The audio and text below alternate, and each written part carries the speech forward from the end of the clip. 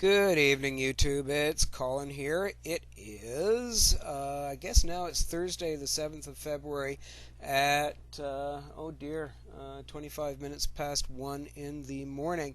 I'm back after a reasonably long absence. It's probably been about 6 or 7 weeks since I've posted anything other than responses to other people's videos.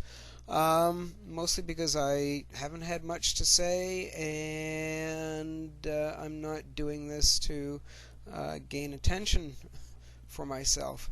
But I do have a rant today, which I guess is the best reason to post a video. What I want to talk about is the recent event of a bombing in Iraq, utilizing two young girls who apparently were afflicted with Down syndrome, which means that they had really no idea what they were doing.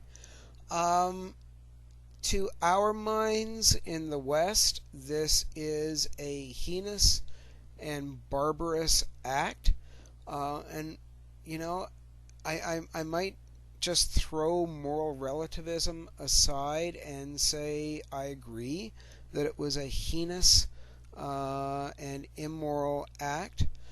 What is incredibly scary and has been proved over and over and over again over the past several years, even before 9/11, what with the incident with the USS Cole and the bombing of the American Embassy in Nairobi, Kenya, is that the Wahabi jihadists, that's a mouthful,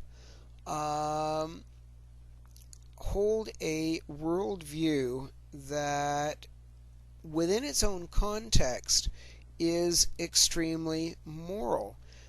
The people who are perpetrating these bombings are neither psychopaths or immoral people within their own worldview. They firmly believe in God. They firmly believe in the morality as embodied in the Quran and the Hadith. And that morality and worldview ultimately is totally incompatible with the workings of the rest of the civilized world. It cannot be combated, really. It can only be defended against. And I guess what I mean by it can't be combated is this is not an idea that you can fight with another idea. That's not going to work. What also is not going to work is economic changes for the average person in the streets in Riyadh or Jeddah, Saudi Arabia, or Amman, Jordan, or Mogadishu in Somalia, wherever these pardon the phrase, nut bars are being bred. And I use the word nut bars with a degree of irony because I do have some pity for them in the sense that they've been brainwashed. I'm reading a book right now that looks at faith from a holistic perspective, not just dealing with Islam, but Judaism, Christianity, Hinduism, faith in general from a neurological and psychological point of view. One of the theories that I've been bouncing around in my head over the past few years is the notion that all religious belief is a form of mental illness. Now, that's just a hypothesis. I can't prove that. I would also add that religious belief, and I'm coming from a Darwinist perspective here, all religious belief predates the emergence of Homo sapiens. Our humanoid or hominid ancestors believed in gods, spirits, other worlds that are imperceptible to our five senses before Homo sapiens evolved. So therefore, religion and the capacity to believe is hardwired into most of our brains. I don't have it, and I'll tell you that there have been periods in my life where I have fervently wished to believe in a God, and it's never happened. That's just me. Why, I don't know. It's entirely possible I'm a higher form of life, but I imagine that will prompt quite a few of you to write me back and say, Colin, you're full of shit.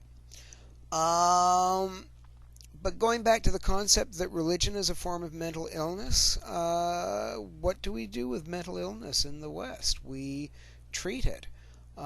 In severe cases, we institutionalize people for it.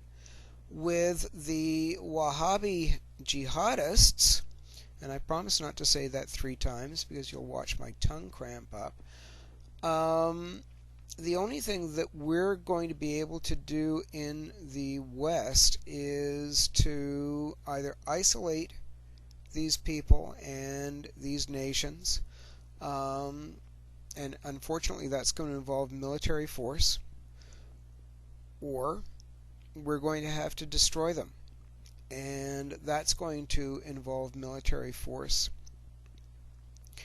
I do firmly believe that we are only just waiting for the next mass casualty event that will make 9/11 look like the FLQ crisis from 1970. Those of you who know anything about Canadian history will understand what I'm talking about. Only one person got killed that time. The odds are pretty good that it's going to be nuclear, biological, or chemical. Maybe all 3. Those genies are definitely out of the bottle, and it's just a matter of time. I think with the response to 9/11 that we saw in both Iraq and Afghanistan, with the Western powers, NATO, the coalition of the willing, acting in a very, relatively speaking, surgical and humane way, trying to spare the civilian population while going after the terrorists, is going to go totally by the wayside. If nuclear weapons are ever involved in a terrorist incident, what's going to happen, quite honestly, is that the response is going to be massive and indiscriminate. And we will be looking at the destruction of cultures and civilizations.